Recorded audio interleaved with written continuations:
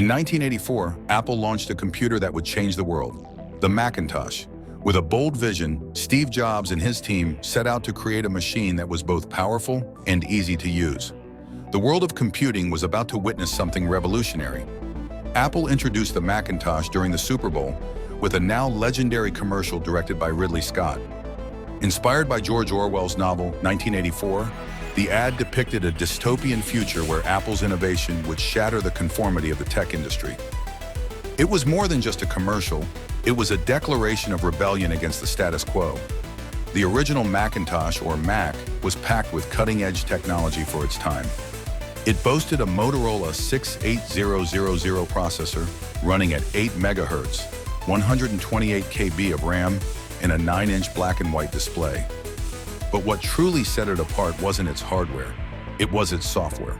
For the first time, users could interact with a computer using a graphical user interface, complete with windows, icons, and a mouse. MacWrite and MacPaint were some of the first applications that showed the world what was possible.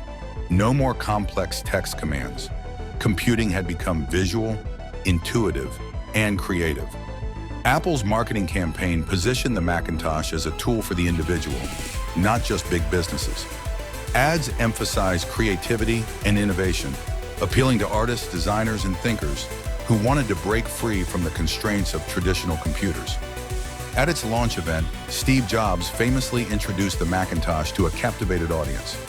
Despite this groundbreaking moment, however, sales didn't explode as anticipated. The Mac faced stiff competition from IBM PCs, which already dominated the business market. The world in 1984 was emerging from a global recession. The early 1980s were marked by high unemployment, rising inflation, and the lingering effects of the oil crises. Economic recovery was slow, and many consumers were still cautious about spending on high-end electronics. At $2,495, the Macintosh was seen as expensive for the average consumer, especially when compared to cheaper alternatives. In a time of economic uncertainty, the price tag became a barrier for wider adoption.